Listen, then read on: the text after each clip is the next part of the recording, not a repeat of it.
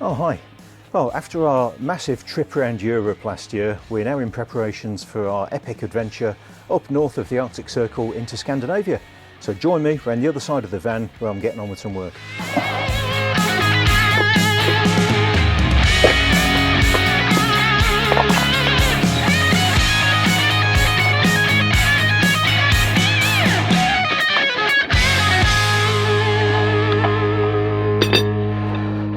Right, this morning's task is going to be to do some work on the suspension. I said in a previous video that the shock absorbers on this van are 110,000 miles into their life, and because now the van is also over 4 tons, about 4.1 tons, the shock absorbers can't take it anymore. So we're changing them for some new ones, and we'll show you those in a bit.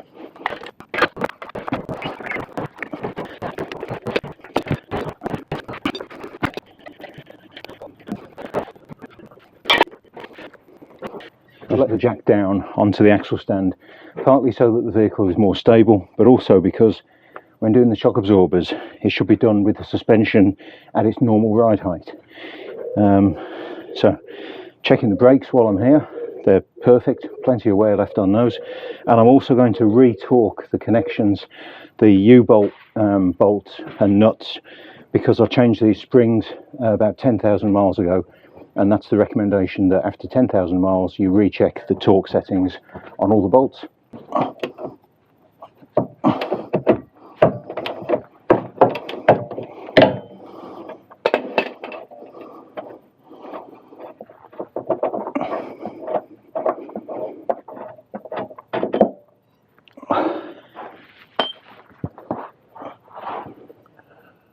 Oh, so that's the top three.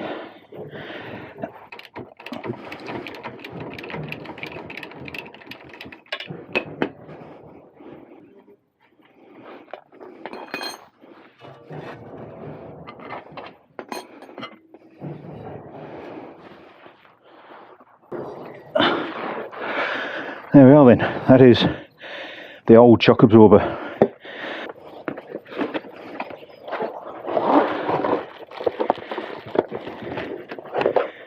And here is a new one, nice shiny red.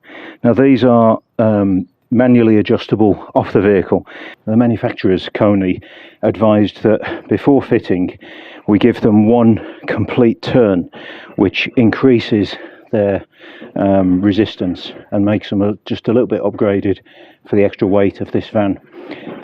My original thought was to use these shock absorbers off a 5-ton van, because I thought they're going to be a bit more capable. But they advised that because the 5-ton vans have a slightly higher ride height, at full compression there would be a risk that the shock absorbers would actually bind up. So effectively there'd be damage caused inside the shock absorber, because the weight of the vehicle would be on this at its full compression, rather than on the bump stops, the sumo spring bump stops, which is the way it should be. So the 3.5-ton shock absorbers, but upgraded by giving them a full turn to increase their rating.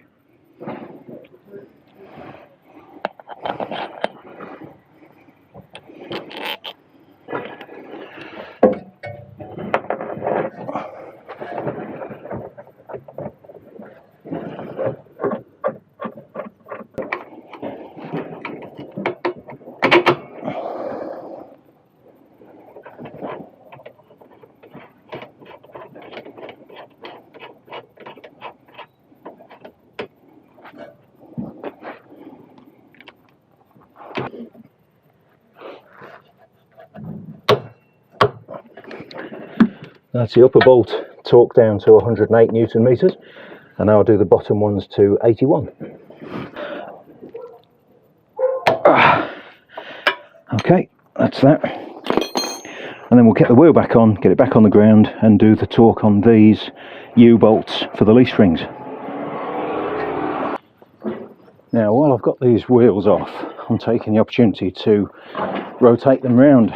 So this I've just taken off the front offside, so they're swapping opposite corners, and that's because the rear tyres, having measured the tread depths, have worn about another 2mm more than the front ones, and that's in about 15,000 miles. So I'll just swap them over, and that will even out the wear.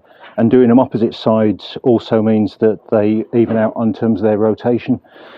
These are not rotation or direction specific tyres, so it's something to be careful with if your tyres do have a specific direction that they have to turn in.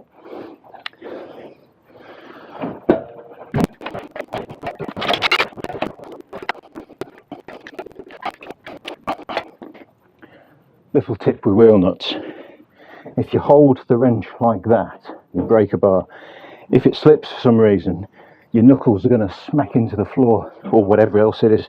So use an open palm like that, push down, and then if it goes, you're not going to squeeze your knuckles between the bar and the ground or whatever it is.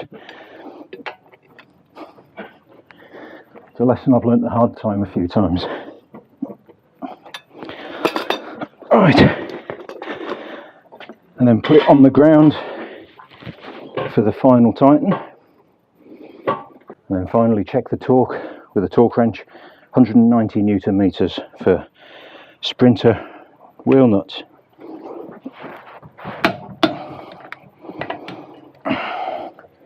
Perfect, all safe and secure. So now over to the front other side and do the shock absorber on that side. And then for the front, it is a little bit more involved because the top mount of the front shocks is actually underneath the floor here in the front of the van. So you have to take out the this trim strip and the rubber floor, sort of pry that up, and then you see in here, this is the top mount of the shock absorber. I'll show you in here. Behind, underneath the accelerator pedal, that bolt is the top of the shock absorber. So a bit of a pain to access, but that's what you've got to do. In order to access this driver's side top shock mount, what I've decided to do is to remove the throttle pedal. Just pull the plug off the top. It's got one of those little catches up there. Wire comes off. There's just 3 little 10mm, and the whole assembly just comes out like that. So that gives you a lot more space to work in.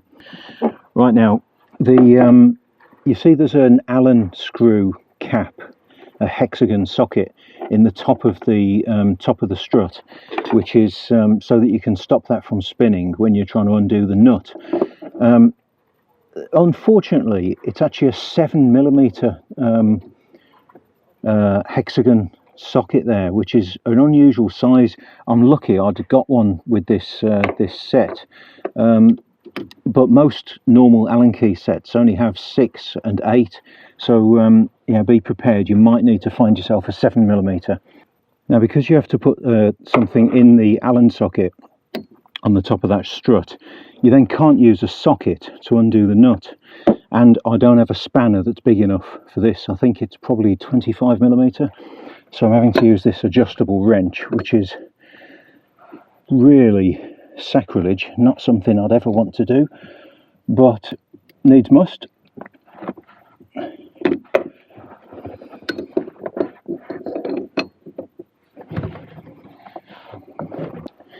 I'm going to loosen this but not take it all the way off, because I want to be able to leave the top of the strut in place so it doesn't fall down when I release the lower fitting on the suspension.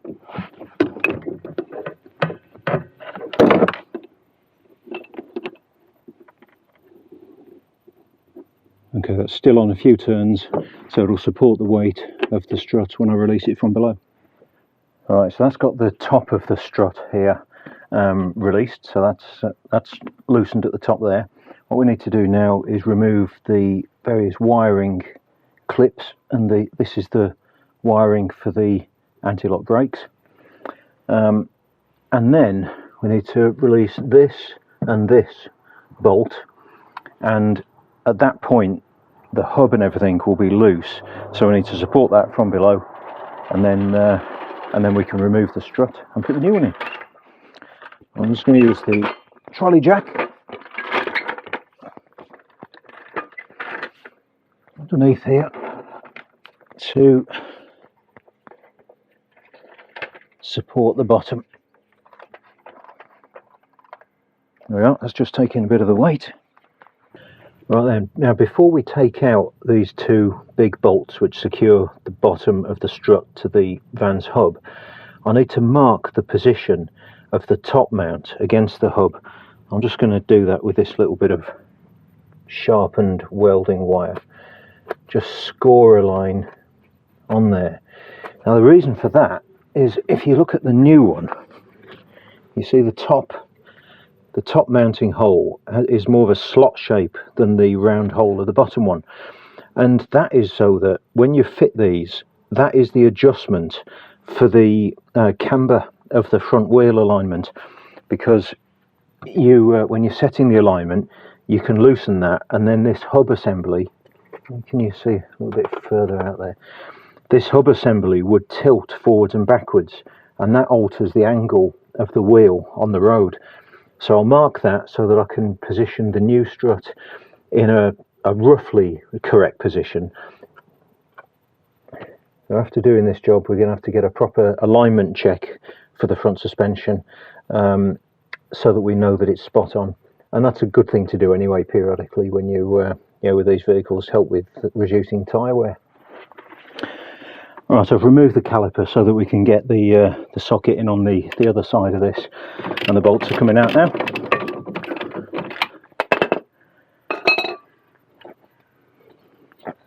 There we go.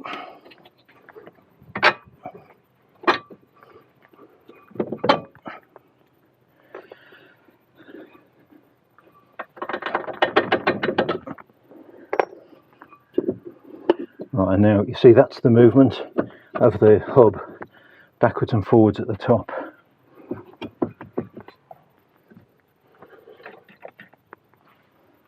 Well, I'll just go inside and take that nut off the top of the strut, and it should come out.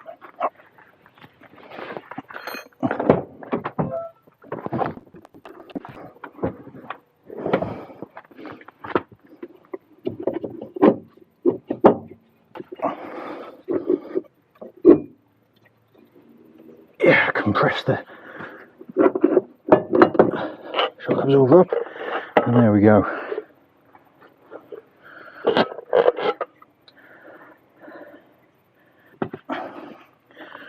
Right, so here's the new one. We'll put that shroud from the old one on there. Right, now for this part, you really need two of you, because I need to push this up into its fitting at the top, and then I'll get Sarah to put the nut on the top, and then I'll be secure. Okay. Fabulous, thank you. Alright? Yep, perfect. Yep.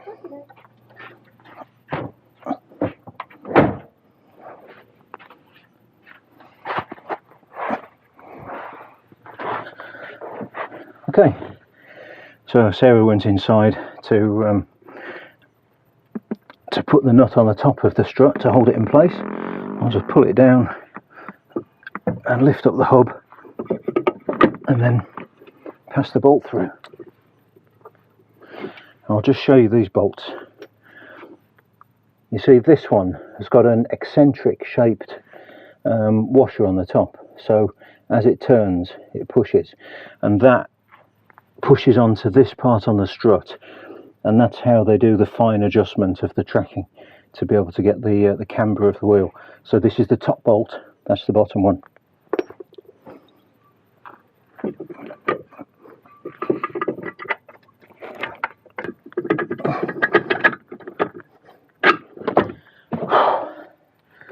There we are, and the top. I'll put the nuts on loosely.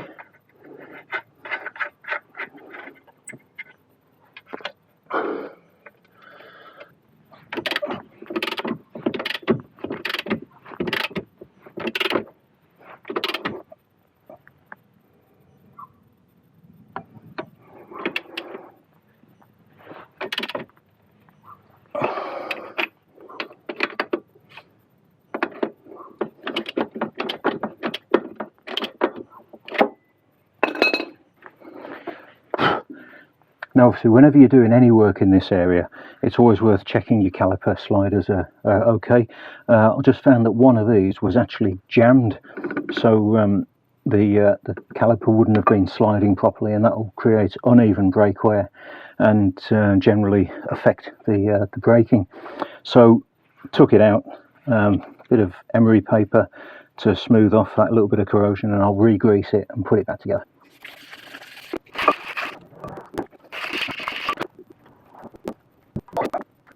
Alright, nicely lubed up, and there we go. A nicely smooth sliding caliper slide. You get the dust cap back on. There we go. Perfect.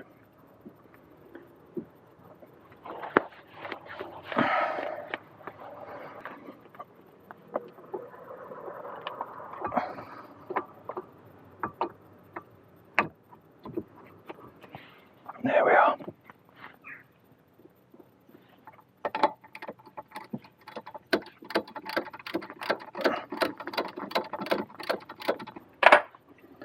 Right, and the all-important dust caps on the caliper bolts, caliper slide bolts.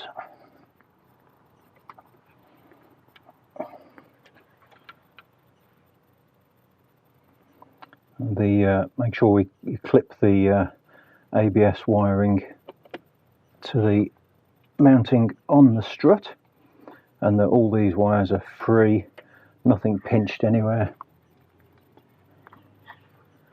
And that, once this top's tightened down, will be that.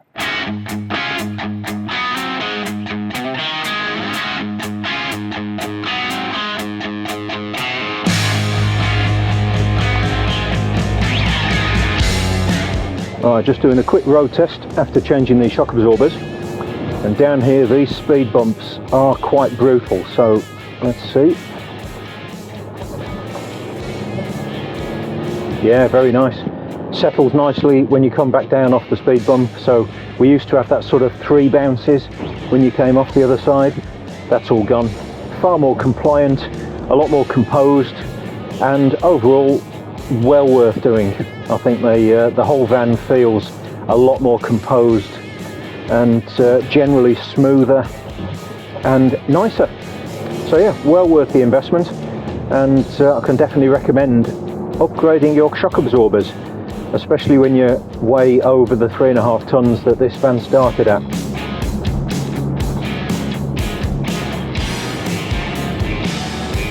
If you want to know a bit more about upgrading the weight of your van and why you really should do that properly, check out, I'll put a link up here, and or you can just go to our channel and you'll find the video that we made all about van weight.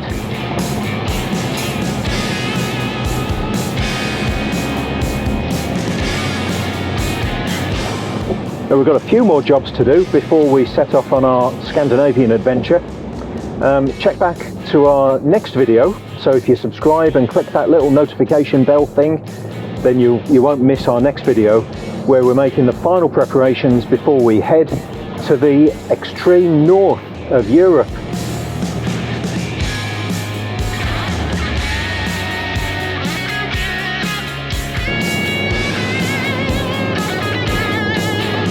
Well, thanks for watching. We really do appreciate you being here with us. Don't forget, check that little notification bell and subscribe if you can, and we'll see you next time.